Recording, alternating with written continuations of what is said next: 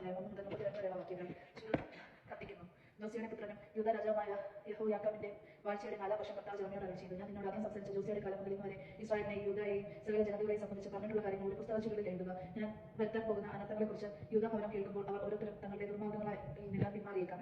എങ്കിൽ അവരുടെ ദുഷ്ടകൃത്യങ്ങളും പാപവും ഞാൻ ക്ഷമിക്കും. ജെറമ്യ നേരിയായിയുടെ മകൻ ബാറൂക്കിനെ വിളിച്ച് കർത്താവ് തന്നോട് അരുളി ചെയ്ത സകല വചനങ്ങളും പറഞ്ഞു കൊടുത്തു. ബാറൂക്ക് അത് ഒരു ചുരുളിൽ എഴുതി. അനന്തരം ജെറമ്യ ബാറൂക്കിനോട് പറഞ്ഞു, കർത്താവിന്റെ ആലയത്തിൽ പോകുന്നതിൽ നിന്ന് ഞാൻ തടയപ്പെട്ടിരിക്കുന്നു. ആകെ നീ കർത്താവിന്റെ ആലയത്തിൽ ചെന്ന് ഞാൻ പറഞ്ഞ പ്രകാരം എഴുതിയ ചുരുളിൽ നിന്ന് ഉപവാസ ദിവസം എല്ലാ ജനങ്ങളും കേൾക്കെ കർത്താവിന്റെ വചനം വായിക്കണം. പട്ടണങ്ങളിൽ നിന്ന് വരുന്ന എല്ലാവരും കേൾക്കെ വായിക്കണം. അവർ തങ്ങളുടെ യാചനകൾ കർത്താവിന്റെ സന്നിധിയിൽ സമർപ്പിച്ചെന്നും ഓരോരുത്തരും തങ്ങളുടെ ദുർമാർഗ്ഗങ്ങളിൽ നിന്ന് പിന്തിരിഞ്ഞെന്നും വരാം. എന്നാൽ ഈ ജനത്തിന്റെ മേൽ വിപദിക്കുമെന്ന് കർത്താവ് പ്രഖ്യാപിച്ചിരിക്കുന്ന ക്രോധം വലുതാണ്. ജെറമ്യ പ്രവാചകൻ കൽപ്പിച്ചതനുസരിച്ച് നേരിയായുടെ മകൻ ബാറൂക്ക് ചുരുളിൽ നിന്ന് കർത്താവിന്റെ വചനം ദേവാലയത്തിൽ വെച്ച് വായിച്ചു.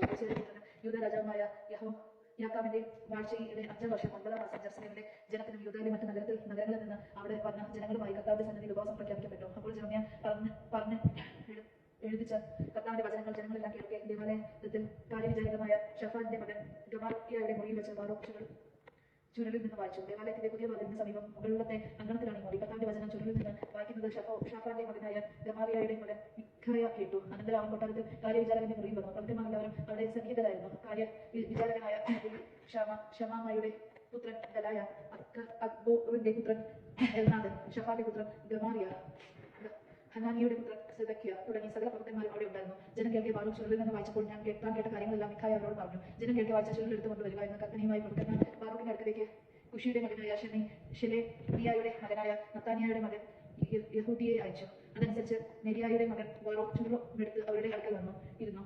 ഞങ്ങൾ കേൾക്കെ വായിക്കുക എന്ന് അവർ അവനോട് പറഞ്ഞു. അവർ അവരെ വായിച്ച് കേൾപ്പിച്ചു. വായിച്ചു കേട്ടപ്പോൾ അവർ ഭയപ്പെട്ട് പരസ്പരം പറഞ്ഞു, ഇക്കാര്യം ഞങ്ങൾ രാജാവിനെ അറിയിക്കണം. അവർ ബാറൂക്കിനോട് ചോദിച്ചു, ഇതെല്ലാം നീ എങ്ങനെ എഴുതിയെന്ന് ഞങ്ങളോട് പറയുക. ജെറമ്യ പറഞ്ഞു തന്നതാണോ? ബാറൂക്ക് മറുപടി പറഞ്ഞു, അവൻ ഈ വചനങ്ങളെല്ലാം എന്നോട് പറഞ്ഞു. ഞാൻ അവർ മഷിവിട്ട് ചുരുളിൽ എഴുതി വെച്ചു. അപ്പോൾ പ്രവർത്തന്മാർ ബാറൂക്കിനോട് പറഞ്ഞു, നീയും ജെറമ്യയും പോയി ഒളിക്കുക. നിങ്ങൾ എവിടെയാണെന്ന് ആരും അറിയരുത്. അവൻ കാര്യവിചാരകനായ എലീശായുടെ മുറിയിൽ ചുരുൾ വെച്ച ശേഷം രാജാവ് അറിയിച്ചു.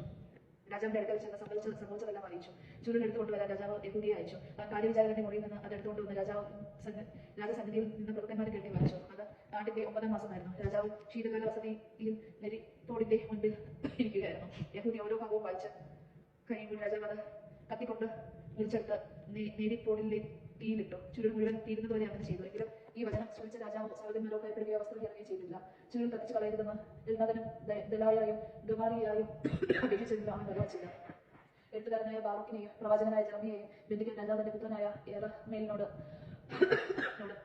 ഇസ്രായേലിന്റെ മകനായ സെദായായോടും അബ്ദേലിന്റെ പുത്രനായ ഷെലാമിയായോടും കൽപ്പിച്ചു. എന്നാൽ കർത്താവ് അവരെ ഉറപ്പിച്ചു. ജെറമ്യ പറഞ്ഞു കൊടുത്ത് ബാറൂക്ക് എഴുതിയ ചുരുൾ രാജാവ് കത്തിച്ചതിന് ശേഷം കർത്താവ് ജെറമ്യയോട് അരുളി ചെയ്തു, നീ വേറൊരു ചുരുൾ എടുത്തത് യൂദ രാജാവായ യെഹോയാക്കീം നശിപ്പിച്ച ആദ്യ ചുരുൾ ഉണ്ടാകുന്ന സകലം എഴുതുക. യൂദ രാജാവായ യെഹോയാക്കീമിനെതിരെ ഇപ്രകാരം പറയുക, കർത്താവ് അരുളി ചെയ്യുന്നു, ആ ചുരുൾ നീ കത്തിച്ചു. ബാബിലോൺ രാജാവ് വന്ന് ഈ ദേശം നശിപ്പിക്കുമെന്നും ഇവിടെ മനുഷ്യരും മൃഗങ്ങളും അവശേഷിക്കുകയില്ലെന്നും എന്തിന് അതിൽ എഴുതിയെന്ന് നീ ചോദിച്ചു. അതിനാൽ യൂദ രാജാവായ യെഹോയാക്കീമിനെ കുറിച്ച് കർത്താവ് അരുളി ചെയ്യുന്നു, അവന്റെ സന്തതികൾ ആരും ദാവീദിന്റെ സിംഹാസനത്തിൽ ഇരിക്കുകയില്ല. അവന്റെ മൃതശരീരം പകലത്തെയും വെയിലത്തെയും രാത്രിയിലെയും മഞ്ഞേറ്റ് വെളിയിൽ കിടക്കും.